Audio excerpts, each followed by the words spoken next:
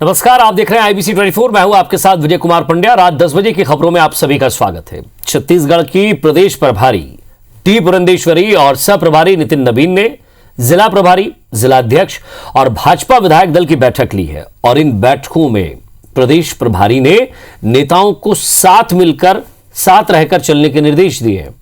वहीं युवा मोर्चा प्रभारी और अध्यक्ष की क्लास लेते हुए इनकी नियुक्तियों को लेकर हो रहे विवाद को तत्काल दूर करने के निर्देश दिए हैं।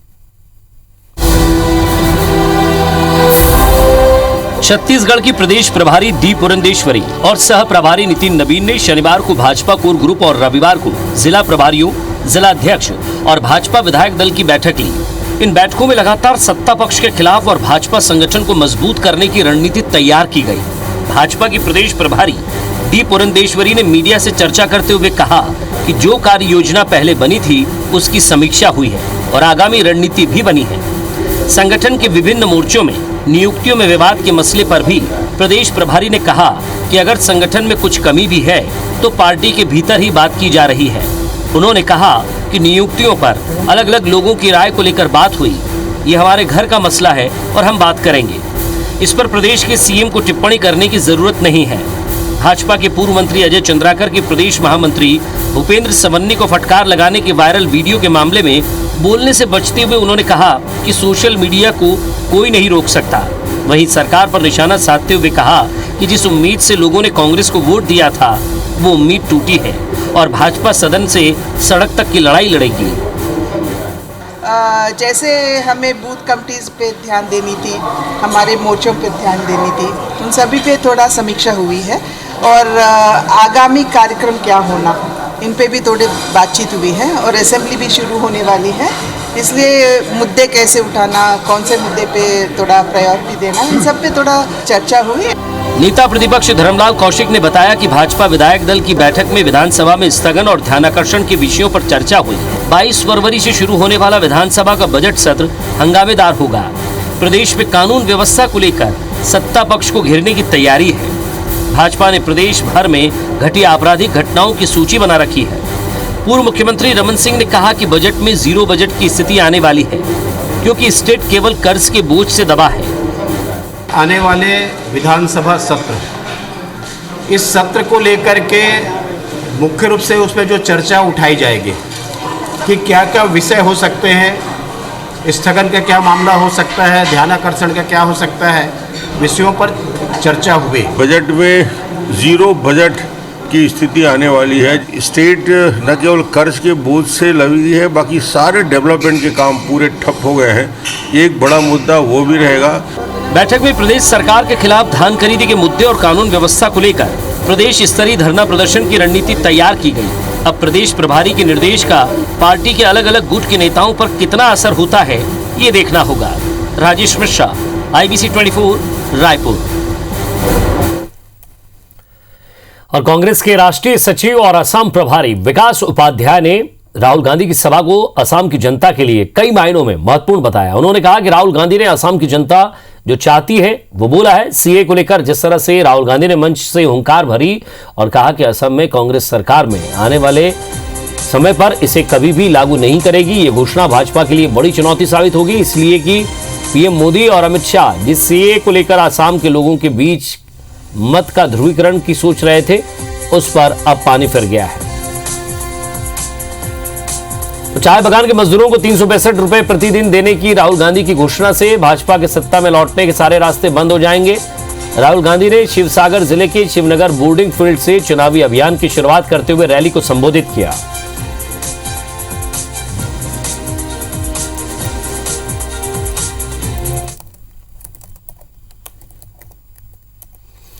और अपने व्यस्ततम कार्यक्रम के बीच सीएम शिवराज सिंह चौहान आज अपनी पत्नी के साथ भोपाल में अचानक घूमने के लिए निकल पड़े। साधना सिंह के साथ भोपाल की वन विहार में उन्होंने सैर की। इस दौरान सीएम शिवराज एक अलग ही अंदाज में नजर आए, रिलैक्स मूड में नजर आए। वैलेंटाइन डे पर घूमने को लेकर सवाल पर शिवराज सिंह चौहान और उनकी पत्नी मुस्कुराते रहे। मुख्यमंत्री शिवराज सिंह चौहान ने वन विहार और उसके आसपास करीब 1 घंटे तक अपना समय बिताया।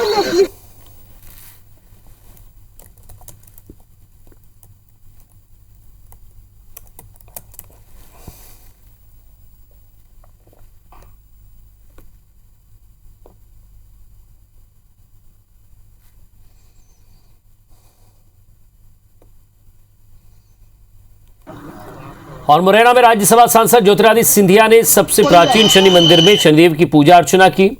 देश प्रदेश की खुशहाली के लिए प्रार्थना भी की। इस दौरान सिंधिया परिवार के राजपुरोहित भी शनि मंदिर में पहुंचे और वहां पर मंत्राभिषेक के साथ शनिदेव की पूजा अर्चना की। उन्होंने बताया कि आने वाले समय में भी पूजा अर्चना की जाएगी।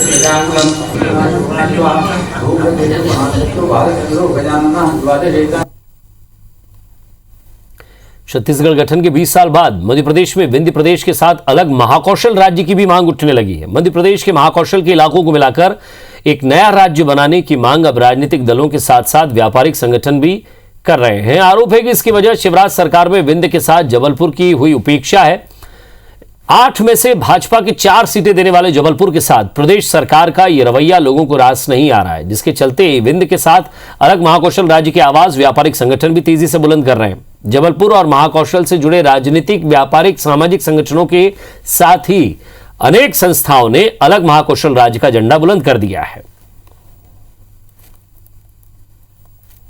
मैं जबलपुर चैम्बर ऑफ कॉमर्स और जितने भी सामाजिक संगठन हैं जो पृथक महाकौशल राज्य की मांग कर रहे हैं, मैं उनका समर्थन करता हूं। छोटे छोटे राज्यों से छोटे छोटे राज्य अगर बनते हैं तो उसमें डेवलपमेंट, विकास और अच्छी अच्छी चीज़ों का उसमें समावेश होता है। हमारी मांग है साफ तौर पे कि महाकौशल राज्य की स्थापना हो। राज्य सरकार से भी हम लोग पत्राचार कर रहे हैं, हम लोग सड़कों पे भी उतरने की तैयारी कर रहे हैं। चैम्बर ऑफ कॉमर्स भी इस बात को बड़ी मजबूती से कर रहा है। कांग्रेस के कार्यकर्ता, नेता इसको बड़ी मजबूती से कह रहे हैं। आगे आने वाले समय पर देखेंगे बहुत ही मजबूत तरीके से ये मांग उठेगी। मैं इस बात से सहमत हूँ कि यदि आप मांग कर रहे हैं तो आप मांग करिए, मगर ये मांग जब पूरी होगी जब हमारी केंद्र शासन को लगेगा कि इस अलग महाकौशल बनाने की ज़रूरत है। क्योंकि यदि कोई भी राज्य बनता है तो उसके लिए बहुत सी चीज़ों की ज़रूरत पड़ती है और उसको देख के करना पड़ता है। देखिए, अभी कभी सोचेंगे, आज तो कोई विषय नहीं है। जब कभी ऐसा आएगा तो विचार करेंगे उस समय। एक तरफ राज्य निर्वाचन आयोग नगरीय निकाय चुनाव कराने के लिए तैयार बैठा है तो दूसरी तरफ फर्जी मतदाता का मुद्दा उठाकर भाजपा ने परेशानियां खड़ी कर दी है। अब वोटर लिस्ट में फर्जी मतदाता और वास्तविक मतदाता के मुद्दे पर भाजपा और कांग्रेस आमने सामने है। राज्य निर्वाचन आयोग ने 3 मार्च को मतदाता सूची के अंतिम प्रकाशन की तारीख घोषित कर दी है। 8 फरवरी को मतदाता सूची का प्रारंभिक प्रकाशन किया गया था, जिस पर लोगों से 15 फरवरी तक दावे आपत्तियां मांगी गई। भाजपा ने आरोप लगाया कि कांग्रेस ने सरकार में रहते हुए मतदाता सूची में गड़बड़ियां की थी। वहीं कांग्रेस नेता और चुनाव कार्य प्रभारी जेपी धनोपिया ने आरोप लगाया है कि प्रदेश में मतदाता सूची से मतदाताओं के नाम हटाए जा रहे हैं। ये बीजेपी के दबाव में किया जा रहा है।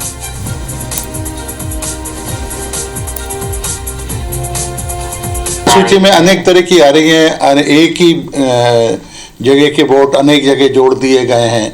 पर्पजली कांग्रेस ने षड्यंत्र पूर्वक ये काम किया है और हमारा कार्यकर्ता उसको ठीक कराने में लगा हुआ है। शुरू से कहना रहा है कि विधानसभा लोकसभा की सूची को ही आधार बनाना चाहिए, उस पर दावे आपत्ति बुलाना चाहिए। कि मध्य प्रदेश के अंदर भारतीय जनता पार्टी के पदाधिकारी और नेता और कार्यकर्ता सब मिलकर एक ही काम में लगे हुए हैं कि मतदाता सूची नगरीय निकाय चुनाव की है, उसमें कैसे ज्यादा से ज्यादा कांग्रेस विचारधारा के लोगों के नाम काटे जा सके। किसी शासकीय अधिकारी हैं, BLO जिन्हें कहा जाता है, वो भी इनके दबाव में काम कर रहे हैं। इस बात को लेकर मैंने राज्य निर्वाचन आयोग को मध्य प्रदेश कांग्रेस कमेटी को ज्ञापन दिया है और हमने मांग की है कि किसी व्यक्ति की अगर शिकायत आती है किसी नाम हटाने के लिए तो बिना सत्यापन के उसका नाम न हटाया जाए।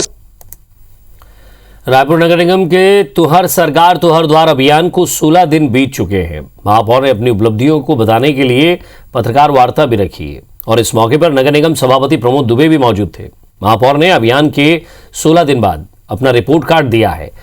किस किस क्षेत्र में कितने कितने लोगों की सुनवाई हुई है, ये जानकारी दी गई है। तुहर सरकार तुहर द्वार अभियान के माध्यम से अब तक 17,359 लोगों की समस्याओं का समाधान किया गया।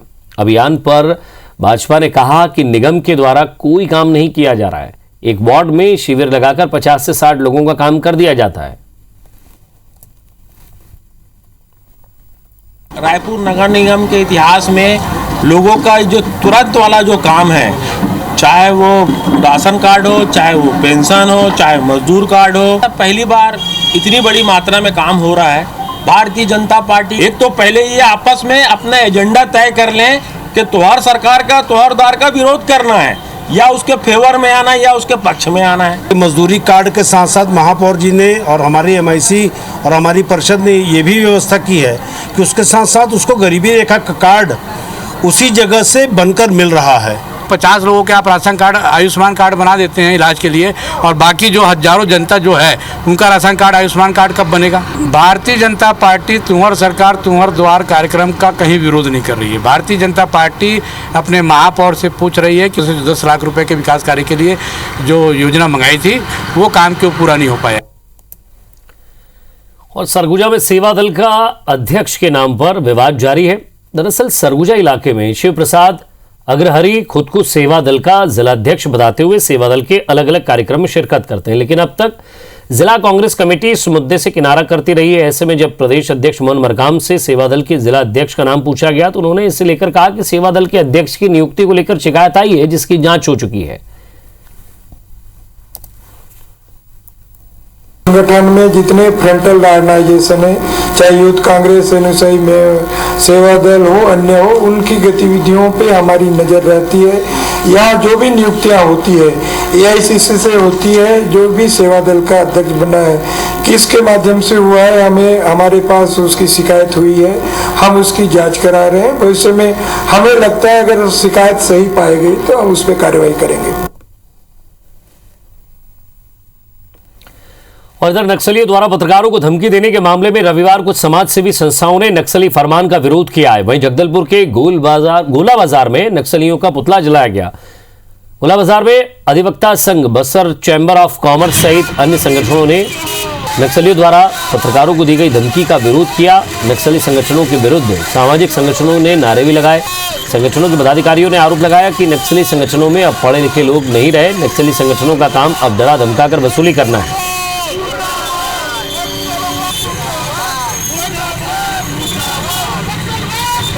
पढ़े लिखे लोग नक्सलवाद छोड़ चुके हैं। अब यहाँ पर गुंडे, लुटेरे और जो विचारहीन लोग जो हैं ये यहाँ पर घुसे हुए हैं और इनका एकमात्र उद्देश्य हो गया कि डरा धमका के, गाँव वालों को डरा धमका के, पत्रकारों व नागरिकों को केवल वसूली करना। तो हम सोचते हैं कि ये अंत समय नक्सलियों का आ गया है और उन्होंने पत्रकारों से जो पंगा ले लिया है वो हम जानते हैं कि उनको बहुत महंगा पड़ेगा। पुलवामा हमले की आज दूसरी बरसी है। भारतीय किसान यूनियन के नेता राकेश टिकैत ने ऐलान किया है कि आज किसान संगठन कैंडल मार्च निकालकर शहीदों को याद करेंगे। देश के हर गांव में शहीद को याद किया जाएगा।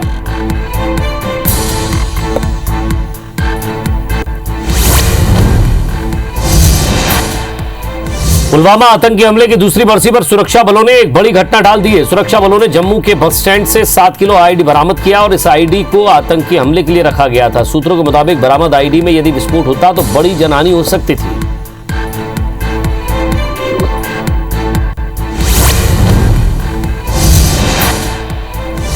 प्रधानमंत्री नरेंद्र मोदी ने चेन्नई में मेट्रो रेल फेज 1 एक्सटेंशन का उद्घाटन किया और वॉशरमैनपेंट से बिम्को नगर तक यात्री सेवा को हरी झंडी दिखाकर रवाना किया। इस विस्तारित परियोजना को पूरा करने में 3,770 करोड़ रुपए की लागत आई है। यह उत्तरी चेन्नई को हवाई अड्डे और रेलवे स्टेशन से जोड़ेगी।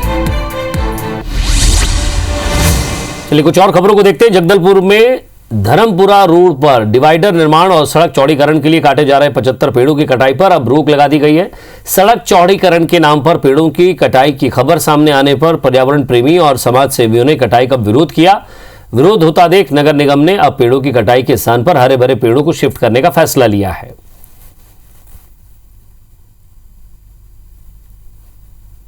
रोड को चौड़ा करने के लिए जो पेड़ ऐसा लग रहा था कि यातायात में बाधित होंगे, उनको काटने का एक आदेश ऐसा निकला था, जिसका वहाँ के लोगों ने और साथ में इंद्रावती बचाओ अभियान के सदस्यों ने मिलकर विरोध किया। और इस संबंध में हमें इस बात की खुशी है कि प्रशासन ने इस बात को गंभीरता से लिया है और प्रशासन इसका प्रयास कर रहा है कि उन पेड़ों को शिफ्टिंग किया जाए। देखिए, अभी हम लोगों ने उस समय बात की थी और आयुक्त महोदय से भी चर्चा हुई। उन्होंने दिल्ली वालों से संपर्क किया है और एक बहुत अच्छी पहल की शुरुआत ये हो रही है कि वो सारे पेड़ शिफ्ट होंगे।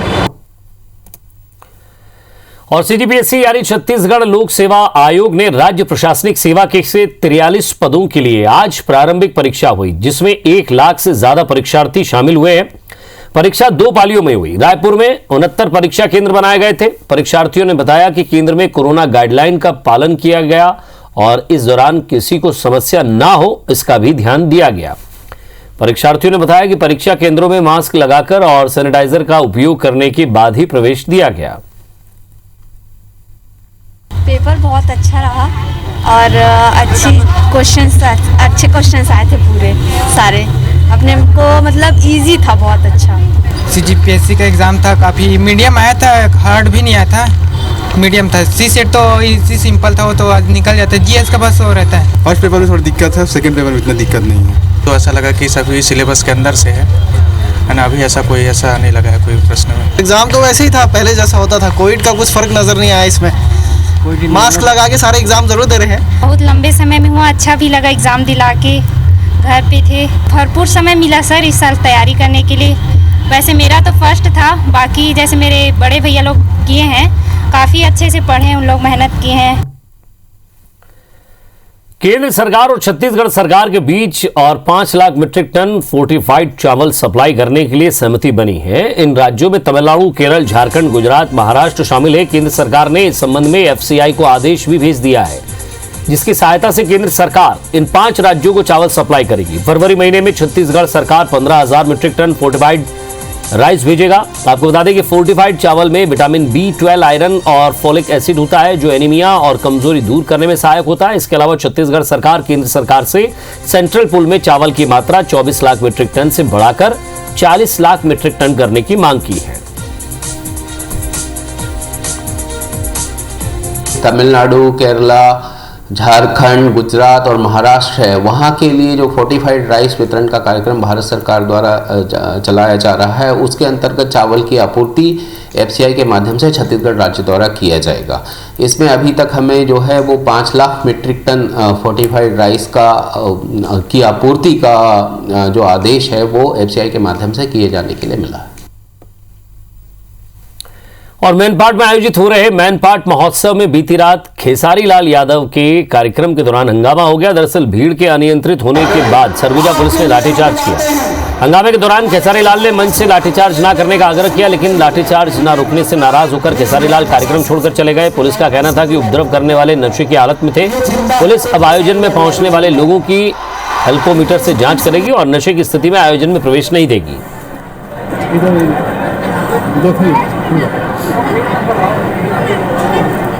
संख्या बहुत ज़्यादा, कल भीड़ ज़्यादा हो गया था और जहाँ ज़्यादा भीड़ होता है वहाँ थोड़ा बहुत अव्यवस्था तो होती है। कल हम लोग थे नहीं, कैबिनेट की बैठक में चले गए थे। पूरा घटनाक्रम की मैं जानकारी लूँगा, इसके बाद ही कुछ बता पाऊँगा। ये था कि कुछ लोग जो लोग नशा भी लिए हुए थे, वो लोग रैलिंग का नट बोल्ट खोल के आगे बढ़ने लगे थे। उनको 1-2 बार समझाई दिया गया। उसके बाद फिर जब वो नहीं माने और आगे की ओर बढ़ने लगे, तब फिर उनको पीछे की ओर खदेड़ा गया। कहीं भी कोई भी लाठीचार्ज नहीं किया गया है। और इधर दंतेवाड़ा में वैलेंटाइन डे के मौके पर 14 समर्पित नक्सलियों ने शादी की। आदिवासी रीति रिवाज से विवाह संपन्न हुआ। इस दौरान दंतेवाड़ा SP भी बाराती बनकर जमकर नाचे। इसके अलावा पुलिस अफसरों ने भी खूब डांस किया। दंतेवाड़ा SP अभिषेक पल्लव ने कहा है कि इस आयोजन के बाद प्रभावित होकर और भी नक्सली हथियार और हिंसा छोड़कर मुख्य धारा में शामिल होंगे।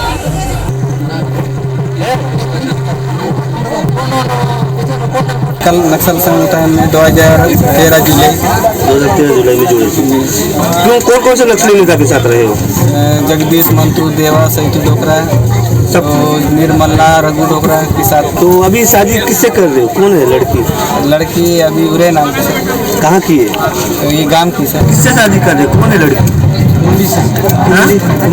कुमली। तो कुमली को पहले से संगठन में थे तब से जानते हो कि अभी जान रहे हो? नहीं, पहले से जानते हैं। संगठन में रहते तो शादी हो पाता? नहीं हो पाता। और इसी के साथ फिलहाल इस बुलेटिन में इतना ही। नमस्कार।